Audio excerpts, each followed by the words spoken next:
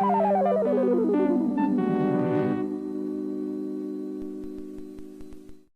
everybody, this is your old friend RJ City, and today I will be unboxing Fleer's 1995 Fox Kids Network cards. There are 4 packs here, and quite frankly, that is much too many. We're going to get deep into Fox Kids.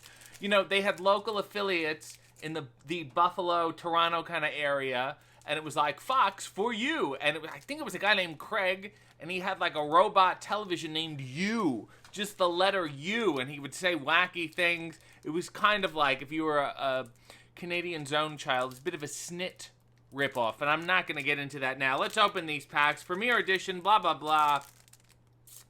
1995, Fox Children's Network. The character Bobby is a trademark of Alevi Productions, Inc., Spider-Man, Wolverine, Marvel, all rights reserved, produced and distributed by Fleer. This set contains 148 cards and 2 checklists, nothing to mail away, no address, very suspicious. Nevertheless, these rip open very nicely. No bubble gum either, unfortunately. The first one, ooh, Storm and Jubilee. I will say Storm seems like she storms in. Jubilee does not seem as fun as her name would indicate. This serious Storm and the lighthearted Jubilee, doesn't look very lighthearted to me, balance each other out on the X-Men. Storm attacks from above with her mutant power to control the weather, while Jubilee attacks from the ground with her fireworks. She just sticks Roman candles in the ground and away they go. X-Fact. Storm has a fear of closed-in places, and you say she's claustrophobic, known as claustrophobia. Okay, I jumped the gun.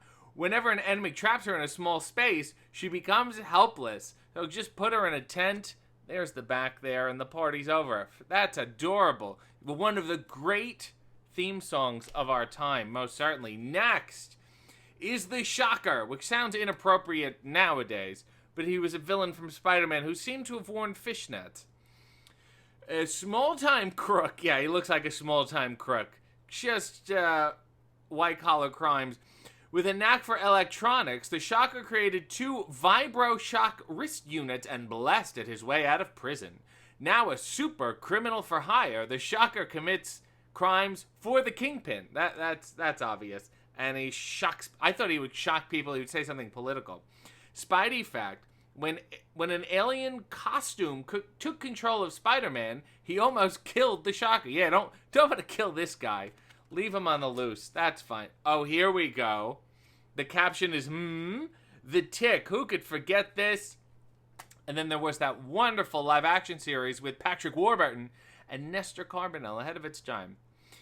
Tick faces. Here the Tick gets caught at a rare, pensive moment. Good word. Oh, sure. Jumping from one rooftop to another and forcing good down evil's forcing good down evil's foul collective throat, it's a communal throat, may seem easy, but truth be told, it's all in the planning. So decent card reader, plan. It's good free fun. And then the Tick says, gravity is a harsh mistress, because he falls down. This was the best. World needs more Tick. And speaking of Bobby, who I mentioned earlier, here is Bobby in a homage to The Shining, I guess. It's a little frightening. Has the dog, can't remember the dog, Roger. Bobby's best friend Roger may not say much, but he's a wonderful listener. That's because Bobby's imagined him, and I believe the dog died. It's a birth or something didn't work out, and the dog's dead. Here's a show that I never really cared for. Eek the Cat. Eek Extravaganza. Those boxing gloves, oven mitts, too much going on. It's too busy. The show tried to be too wacky, too silly. Yikes! Eek gets caught holding on for dear life. Will this crazy cat ever learn to let go? That's a lesson for life. What horrible 90s fonts. Wolverine, back in business. Wolverine was really a #1 for the X-Men as far as merchandising was concerned. A shady past haunts Wolverine. Found wandering in the frozen north by the Canadian mutants of Alpha Flight. Who could forget them? He can recall joining Department H, the Canadian Secret Service, which I don't think we have. But, heeding a call from Professor Xavier, he left the department and became an X-Man. Wolverine's past is such a mystery to him, he can only remember part of his real name, Logan. Is it Logan Smith? Is it Logan Sanderling? Who knows? So that was the first set. Let's delve into the second. These open cleanly because these are like new. Most of the cards I open are from like the 70s. Uh-oh. The more I see of Tick, the more I enjoy Mayor Blank. Isn't that a commentary on politicians? The fine mayor of the city faces yet another press conference. Rampaging 120-foot-tall dinosaurs, psychotic clowns, mad bombers, and generally naughty behavior all help to keep Mayor Blank on the forefront of the media. Give me the skinny, the Tick says. There's him saying it, and Mayor Blank, and the chief there, and yeah, look, he's blanking. Adorable. Pineapple Pocopo. This is an evil guy from the Tick. Not familiar with him at all. There's a bunch of evil people in the back. Pineapple Pocopo. He's not a smart man. He's not an honest man. He's not a clean man. He is not a rational man, but he is a very big man. This is Pineapple Pocopo. International troublemaker and all-around ugly customer. He rules Pocoponesia with an iron fist. The Tick says, you gotta suck that lozenge, because if you don't, who will? That's another very esoteric question. There's the chair, there's Screw and the sunflower guy. This show is fantastic. These are genuinely funny, and the Tick deserves more respect. Here's Phoenix from the X-Men, and she's rising, and she's certainly using a volumizing shampoo, because that shit is ridiculous. While the X-Men were on a mission in space, casually, Jean Grey was going to sacrifice herself for the team. However, a cosmic entity known as the Phoenix bonded with Jean, and together they and the X-Men went on to save the universe. Kind of spoils it for everybody. X-Fact. Under the bad influence of the Hellfire Club, Jean Grey and the Phoenix turned to evil, becoming the Dark Phoenix, which made it really clear, name-wise. Here's more Bobby and Roger on safari. Bobby and a dead dog. He's just dragging them along here. Bobby and Roger don't have to go far to enjoy a safari. This one's right in their own backyard. Kind of ripping off, I guess, Rugrats, unless this was before Rugrats. And Rugrats, to be honest, was just ripping off Muppet Babies. I'm not going to get into it now. Here's more Eek the Cat. Hanging on. Always up to why he's making the same. This cat can't have. This cat should just stay in the house. Eek loves adventure because he has no choice. Adventure always seems to find him. It's too high energy. Captain Mucilage from the Tick? Okay, sure. I'll take it. I'll take that pronunciation. Condiments? What are those on his fingers? Let's get sticky. High pressure glue. Oh, it's glue. High pressure glue envelopes. Oh, high pressure glue. Jesus, use a comma. Envelopes evil in gooey goodness. As part of the civic-minded five, Captain Mucilage is the glue that holds the group together. Get it? Glue. Mucilage holds the group together. Ah, forget it. The Tick says, I feel funky. Monkey. And here's everybody on the back. It's very sweet. All right. Pack number 3. We are fucking flying. This one's harder to open. I want you to work for this one. Maybe I should open it at the top here. There we go. That was my fault.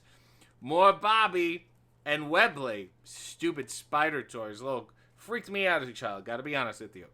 Webley serves as Bobby's stuffed security blanket and sometimes doubles as a useful tool. Yeah, he just beats people with it. What about his uncle? It's too Bobby focused here. Die Fledermaus. I don't know what the fuck's going on. Okay, it's too much shit. After a while, these cartoons get ridiculous. Die Fledermaus, I'm not pronouncing this correctly, proves the old superhero adage, if you look the part and then play the part, then you are the part. Die Fledermaus sure does look as good as a superhero now if he only fought as well as he posed. Well, it's all for show. The Tick says, I've always been a superhero. I don't know much else. Great. Hey, there we go. Bobby's dad, patterned after the wonderful Howie Mandel. Look at how lanky, how handsome. In Bobby's eyes, Howie Generic is the bestest dad in the whole wide world. You see, it was Howie playing him, but then Howie also played Bobby. He's so talented. He has so much vocal range. Sewer Urchin, also from the Tick. What a terrifying... That's disgusting.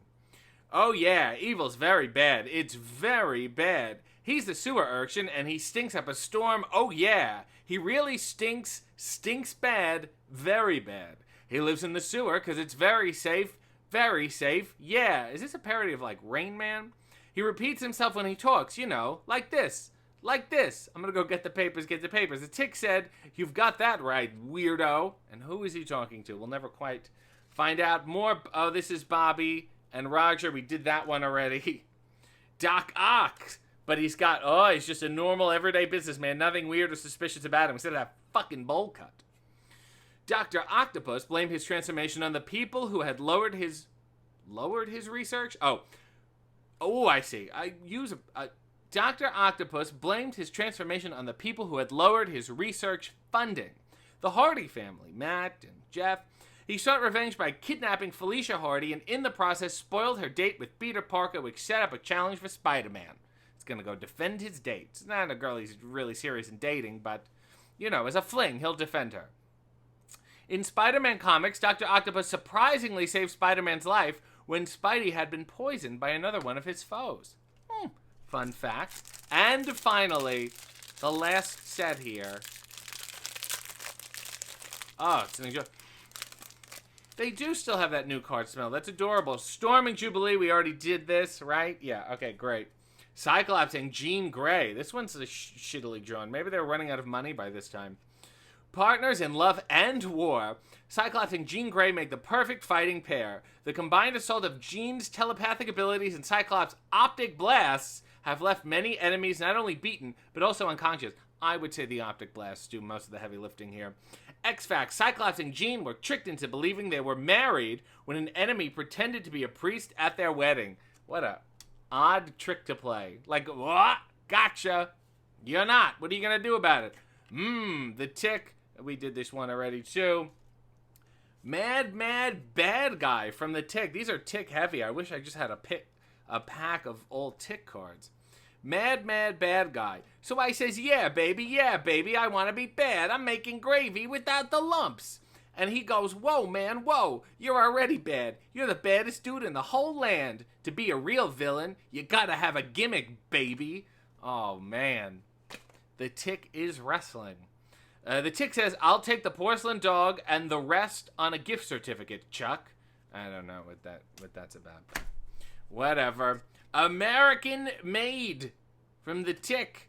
She's a maid and she's American. It's a good parody. I get it. Don't let the name fool you, people. The only house cleaning American Maid does is when she cleans up the house of evil. Her mop of justice makes swift work of the scourge.